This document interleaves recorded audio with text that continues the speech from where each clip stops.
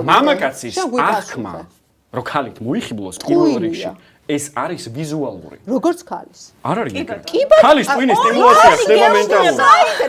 ფსიქოლოგიური კვლევები არსებობს უამრავი. არსებობს ფიზიოლოგია, არსებობს მედიცინა. ქალის ტვინის რამე არა ანუ ერთი წამი, კარგი, მაშინ ძალიან მარტივი ის. შეგვიძლია არგუმენტი ერთი კითხვა სანამ მარტივ რამეს. კაცი ვიზუალურად მოგეწონა. ხო. კაცი ვიზუალურად მოგეწონა. პირი გააღო ამ კაცმა.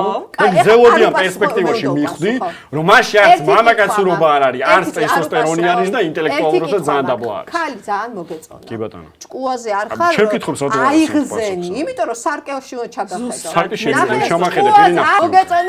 მოგეწონა გოგო, ძალიან გააღო პირი და ძალიან შტერია. მაინც ცოლად მოიყვან? ცოლად მოყვანაზე არ არის აქ. შეგიყვარდება? ცოლად მოყვანა, ანუ ვერ გაიგებ ამას. შეგიყვარდება. შეიძლება ვიზუალურად ისე მოიხიბლო, რომ გარკვეული ხნის განმავლობაში ურთიერთობა გქონდეს. არა, ურთიერთობას კაცს არ შეიძლება ქონდეს შტერთან, რა პრობლემაა პროსტას. ხო და გეუნები ესეთ რაღაცას არის. ვერაფერს ვერ მეუბნები. ვერაფერს ვერ გეუნები. არგუმენტს გეუნები. მამაკაცების უმეტესობა რატო არის პორნოგრაფიაზე დამოკიდებული? ვინ გითხრა, იცი სტატისტიკა? სტატისტიკა ვიცი და გადავხედო. ძალიან ბევრი ქალია გადავხედო.